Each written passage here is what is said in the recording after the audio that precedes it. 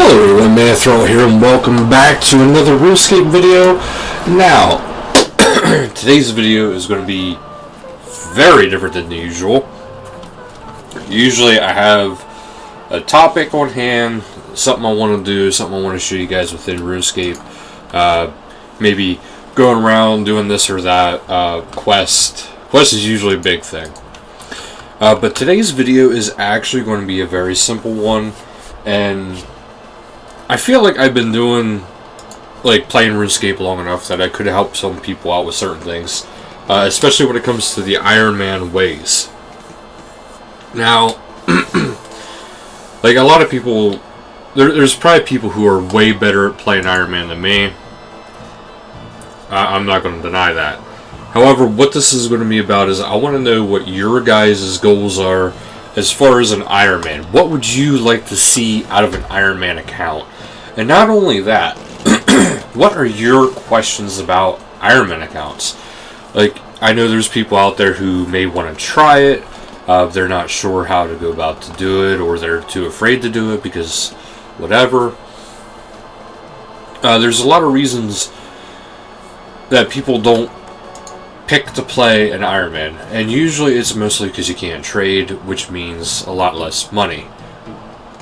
Which, in effect, is true, but at the same time, since you can't trade, you can't buy new gear anyway, so the whole thing of buying supplies and buying gear is kind of thrown out the window anyway.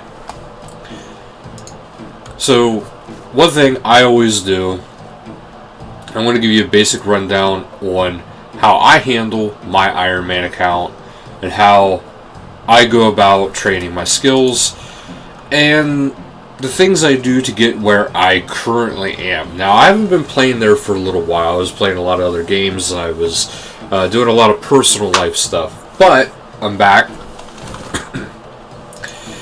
Now let's get into what I do to get my account going. Now, as we know, there's a lot of skills, and I'll actually bring it up here in the towards the center of the screen here. Gotta love the interface. Now, a lot of people will be like, okay, well, they like a certain set skill rotation. Like, everybody usually has one. But what is a good rotation for an Ironman? And what is a bad rotation for an Ironman? Well, that's actually kind of a simple one to answer now. Because usually when you start out, you can buy all the gear that you may or may not want from the Berthorpe shop that's right there. Well, it's not right there. It's right north of Taverley. But it's right there where you hand in your daily challenges. Which, if you are an Ironman, you will know the aspect of daily challenges is actually very important. Because you get all that XP.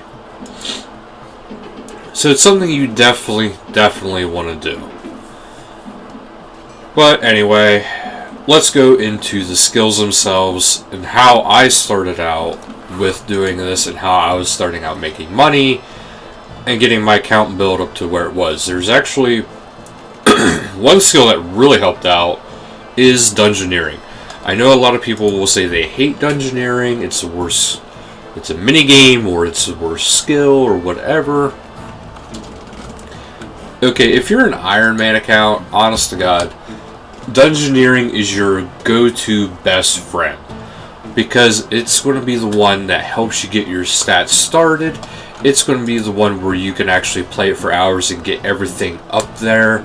Some of your best weapons for a while is going to be from dungeoneering because of the chaotic weaponry.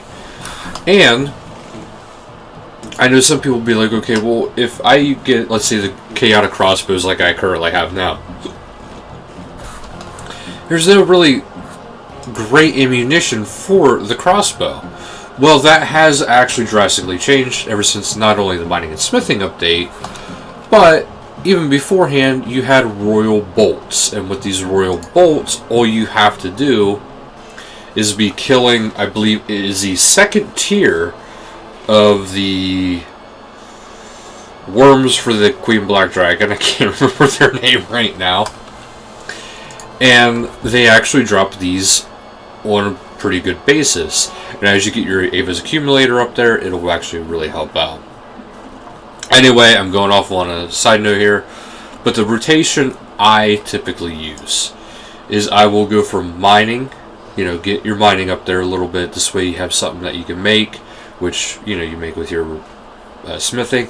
Now, smithing has changed a little bit in the aspect that you kind of want to do most of your smithing in the artisan's workshop. However, in the beginning, I would mainly recommend just, saying go ahead and focus on selling some stuff in the beginning, because you're going to want to sell stuff. Reason being is because this way you can make some money, and then you can get any supplies that you may not have started with. Now, by any supplies, I mean you'll be having full bronze gear because of that, and you won't have to buy it. Like, at least do yourself that favor of making full bronze. This way you don't have to buy it. Maybe even go as far as to say full iron. But by all means, that would be my suggested first take, your first primary goal.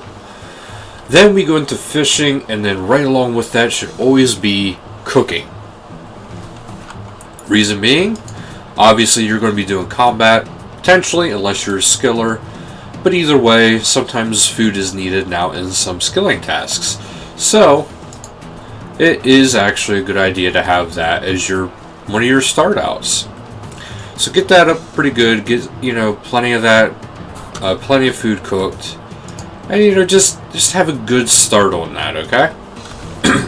Next is fire making. Now, normally I would have said fire making is absolutely kind of pointless, but at the same time, no skill has ever been pointless in RuneScape. There has always been some sort of benefit. But ever since they announced the fact that they want to do a major skilling overhaul and make skills more useful, make different things useful within skills, expect stuff like recently with the incense burners to become more and more of a thing. Because now you actually need fire making in order to light some of these things. So you got to keep that in mind.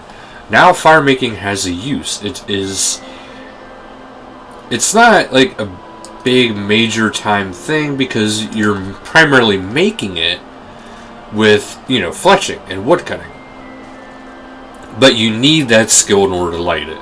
It's just like you could smith the best gear you can craft the best gear you can, but unless you have the skill for it to use it, you can't use it. So that's why I'd say train your fire making, especially in the beginning. Go by 10 levels for each skill at least. This way it gives you a good jump, and it's kind of steady, and try to keep all your skills as even as possible. I know I kind of have some that are kind of all over the place, some that are higher than others, but, well, that's up to you at your discretion how you feel comfortable with your character. Woodcutting, I would not focus on it directly, because you're going to be focusing on it with fire making and fletching. So usually I just skip right over that because I want to be focusing out with those two anyway. Up next we have farming. Now farming, I would strongly suggest trying to work that in. Now farming does get a lot easier once you start getting stuff like the Explorer's Ring, because then you have the Cabbage Teleport. Once you get the Ectofuntus, the Ectophile, once you have that going, because then you have a quick teleport close by to the one that is in Mauritania. And once you have access to Ardougne, and you got the lodestone right there, so use the lodestone, of course. But it is something that is very good to use, because farming may not have a lot of things to offer right now, but there has been more and more going on with farming. It has become more and more viable and more useful. It will not be long before farming is a fully fledged completed skill that has a lot of stuff to offer, much like how the mining and smithing finally got a much needed love and attention, which brought that back to light and back to use. Mostly because just the fact that the drops alone from the drops table have completely changed. So keep that in mind. Up next we have summoning. Summoning is one of those that is kind of a pain in the butt. Not gonna lie, for an Ironman account. How I started training summoning was actually through dungeoneering. This is why I say it's kind of your best friend, because dungeoneering offers a lot of stuff that you would normally have to have a hard time doing, such as summoning. Because it costs a lot for not only the shards, but then it also costs a lot in aspects of all the items you're going to be using up. So to keep that in mind, try to balance it, especially in the beginning, because to be honest, you're not going to want to use it that often. And especially now that legendary pets have had a system reworking to them, I would strongly suggest trying to use a legendary pet over a summons any day. Now, if they were to ever release a summons that operates like a legendary pet, which I really think they should, because that would make things a lot more fair, especially to players who can't afford to do it, or, through whatever means, like if they can't save up the money to get the bonds to get it, or, whatever's going on that they can't get it. So that's like my main thing. I really hate the ghost gear. But I might as well collect it this way it's gone. Invention, that's not something you're going to have to worry about too much until you get the levels for it.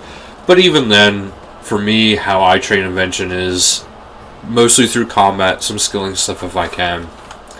But what I usually do is I don't really have a set thing for that, because you can't really have a set thing for that. It's just how it goes. So, you want to use your equipment siphons for a while. Your divine energy, that's kind of a little bit of a pain, but it's not too bad, especially as you get higher and higher levels. But it is something that does take a while to train, especially as an Ironman account. Now, I usually skip right over all of this. Well, all these combat stats. Why? Because I don't train them directly as combat. I train them as Slayer, which is the best way to do it, because then you're maximizing your money-making capabilities. So you're going long run here, you want to go for Slayer.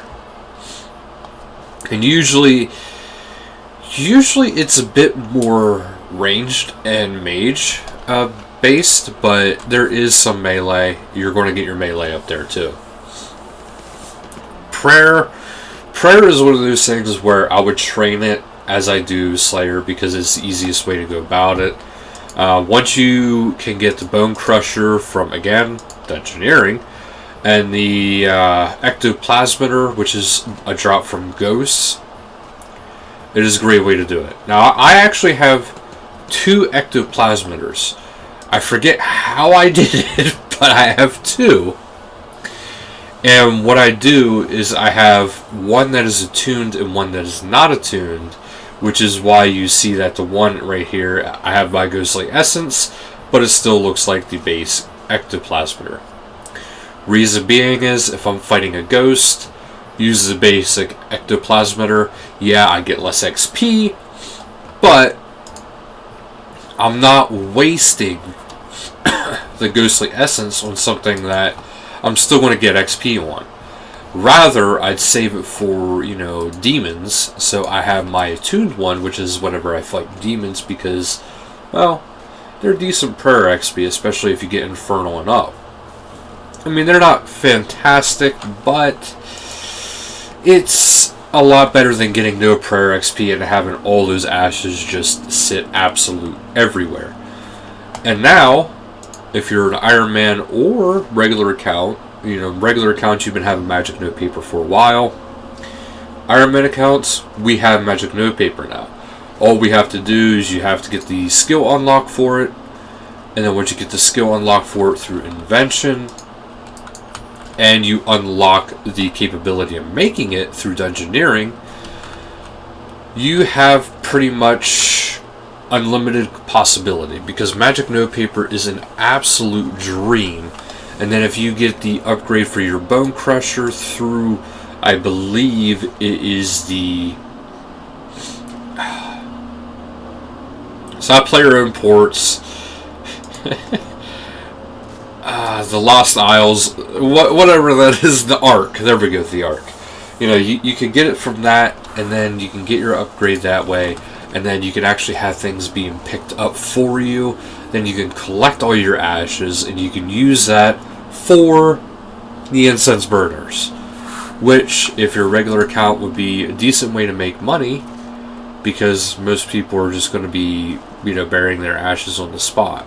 So, you know, it's something to keep in mind. But anyway, that's why I don't focus on that directly, because a lot of things will actually make up for that as I go along.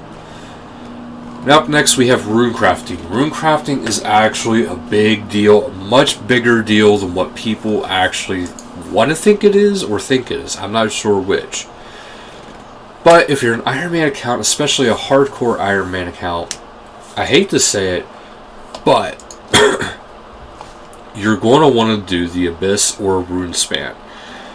And I hate saying Abyss because of the danger factor of getting PK'd.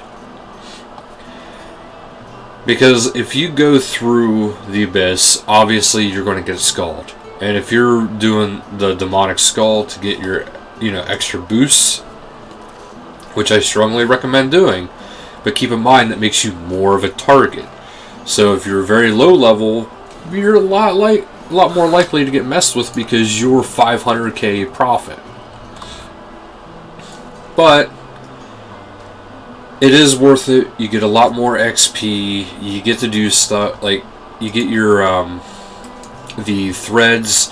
This way you can get these special rune pouches, which if I had the threads for it, I would be making either the small or the large rune pouch, because if I have at least, let's say, the large one, I could put all 3 of these runes in that rune pouch, and then I would not have to carry it at all.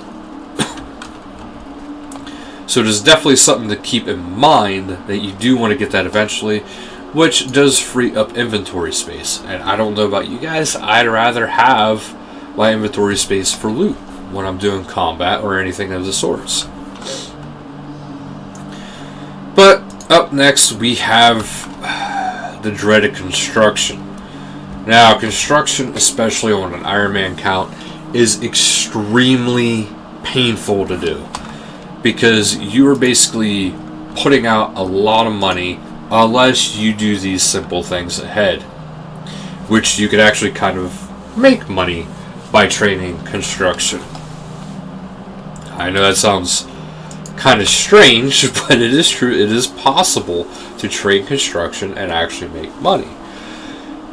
Now, what I am speaking of course, is actually because of Metaphos, and you have the shifting tombs. Due to that, you can actually have it attuned to construction and nothing else for the other one, and then you'll actually make some money off of that, which is actually very nice.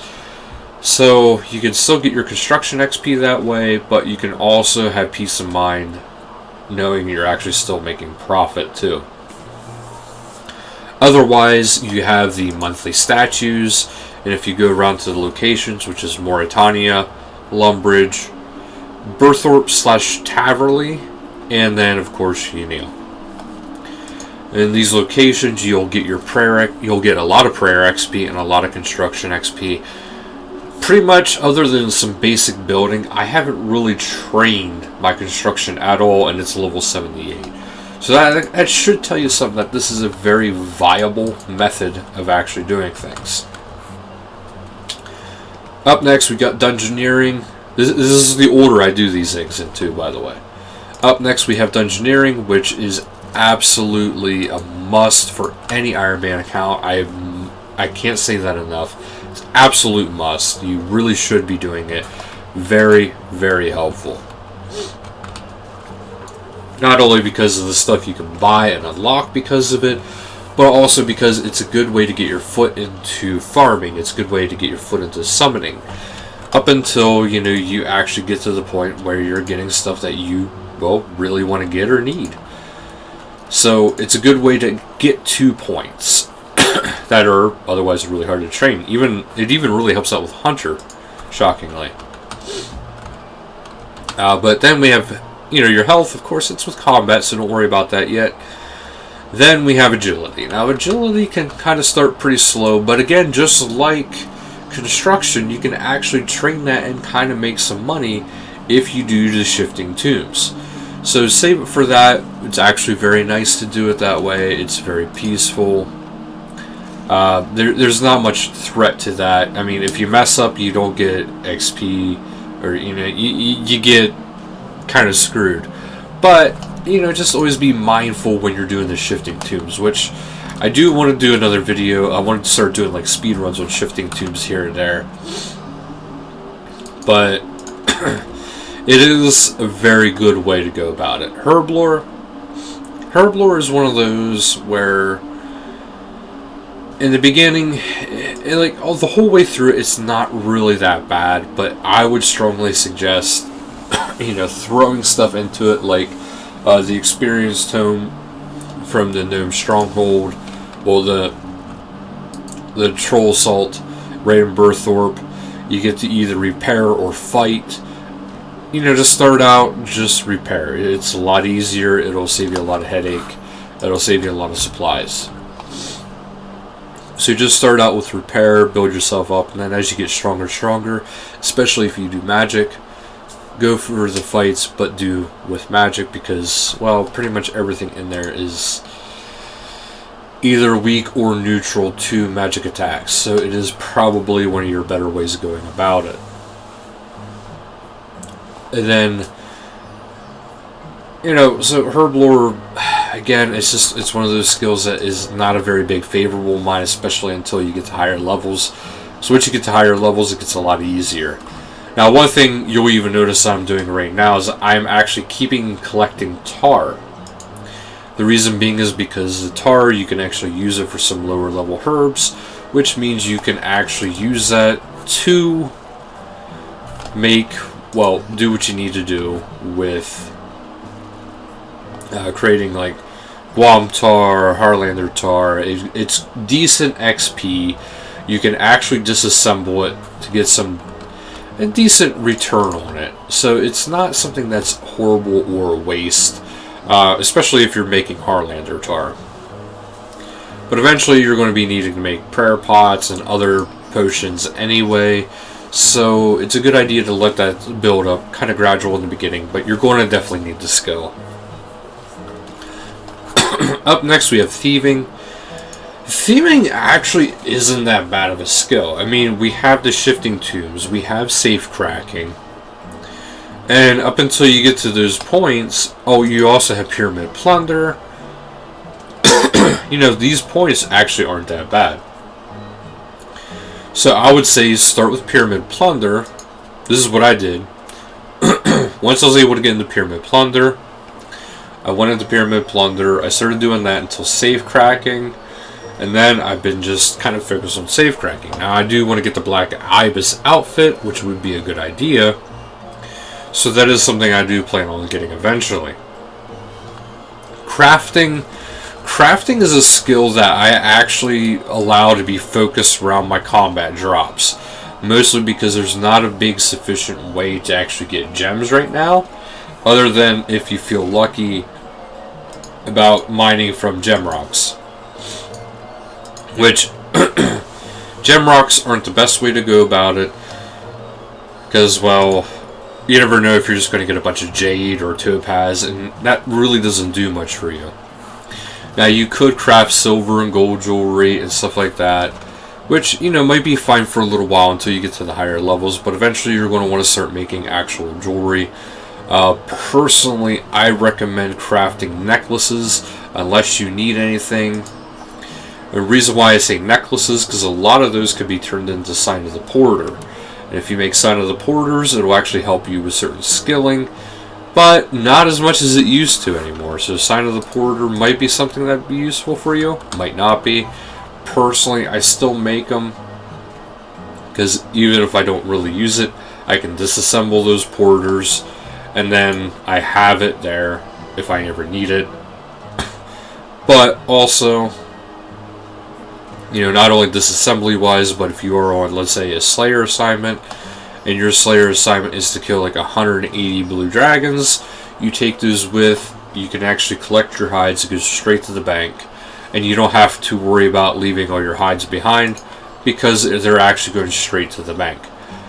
Something to try to keep in mind whenever you're going about that task. Up next we have fletching.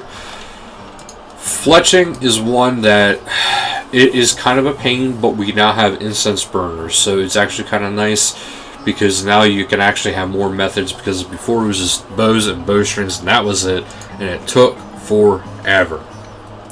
Well, it didn't really take forever, but it was just very, very monotonous and very, very boring. So now we have, you know, the incense burners. We can make the incense and have different skill benefits from doing this, which is actually extremely useful. It's kind of like having another aura or pots and stuff with you without actually having them. So it's just another way to get boost going, which is very, very nice. Do fletch those as much as you can. And if you ever get a task where it says fletch 336 bows, please, whatever you do, do that task if you can. And a good way to get bowstrings, if you don't like spinning flax, is if you have it unlocked where you can do the temple trekking and the I want to say birthday rot rumble, but you know, if you have those both unlocked, that is actually a very good way too, because as you're trying to get the lumberjack outfit, which is what I would recommend doing, you can actually use that to start doing and gathering up bowstrings, because you could use your tokens, collect the bowstrings, and then you don't have anything to worry about. Then we move into Slayer. Slayer, of course, combat, drops. You know, what more could you ask for? You know, you got so many different things. The best thing though to do is Slayer for combat.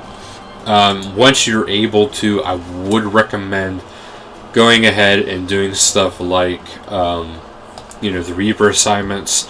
Very good way to make money, because the drops themselves can be pretty good, but they can actually be a big benefit to you, because you could be getting better gear that way, and you're going to want that better gear, because then you can do better and better things.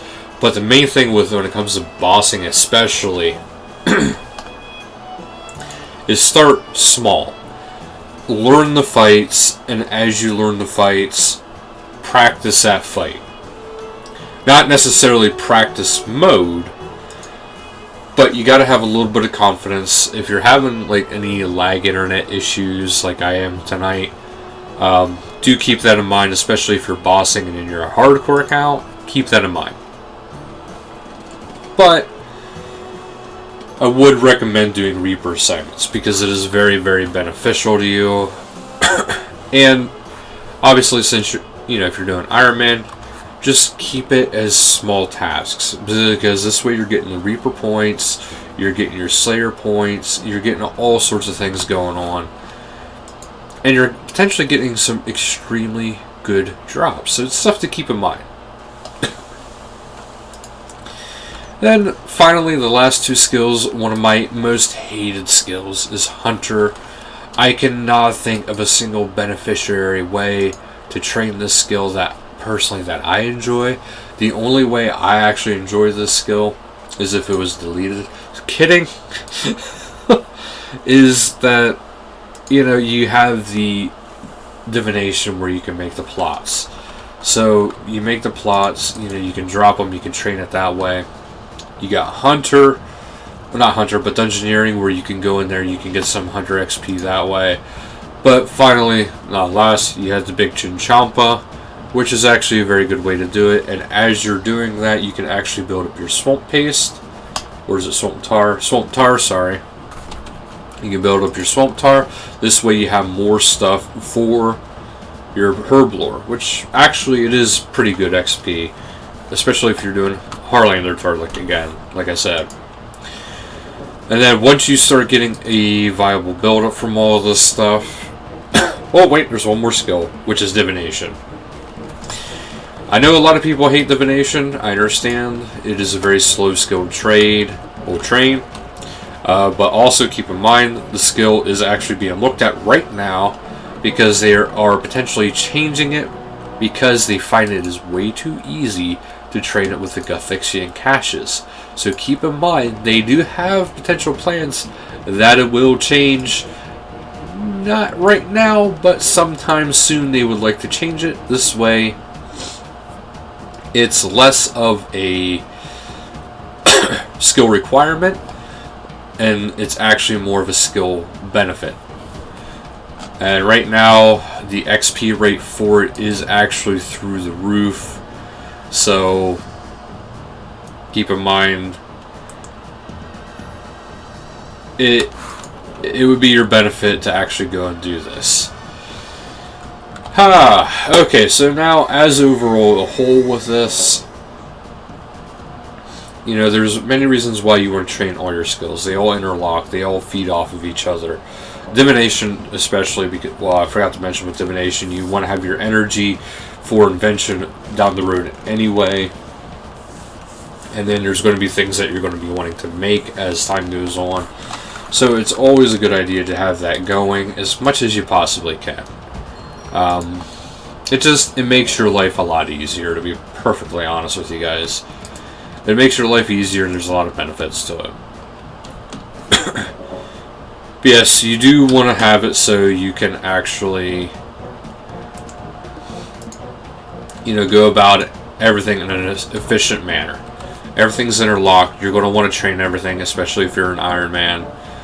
Everything that you basically need to train. Whether you like training it or not is a different story. But now, if there's any questions that you guys have or any tips and tricks that you guys would like to know, I will gladly look into it and give you any more further feedback into different, like maybe different things to train, how to train your character up, and things that you should be doing or should be avoiding. Because I know me personally, there's a lot of things that I would actually really avoid if I was training. So, I mean, maybe sometime I could do, you know, what to avoid as an Ironman account, but as of right now, there's a lot of things that are possibly things you need to avoid. But always at the end of all the skills, there is one more thing I always like to do, and that is to take care and maintain any type of random. Which means stuff like clue scrolls. It means stuff like, I don't know why Dwarf Fleet is over there. So it means stuff like clue scrolls. It means stuff like, you know, the troll invasion. It means like your all that kind of stuff. So, you know, try to save that for at the end of your rotation. You'll have the most amount of your money build up. So if you have your third of miscellanea going, you can throw your money from that into there. So it's not too much of a big deal. But do keep that in mind. You know, try to have it well maintained and well balanced. Otherwise, you could, you know, potentially give yourself a little bit of an issue. But always try to do everything you possibly can, because you never know when you're going to need something. And also, if you do clue scrolls, you have to do every skill pretty much anyway. And quests. Always do quests. There's so many benefits.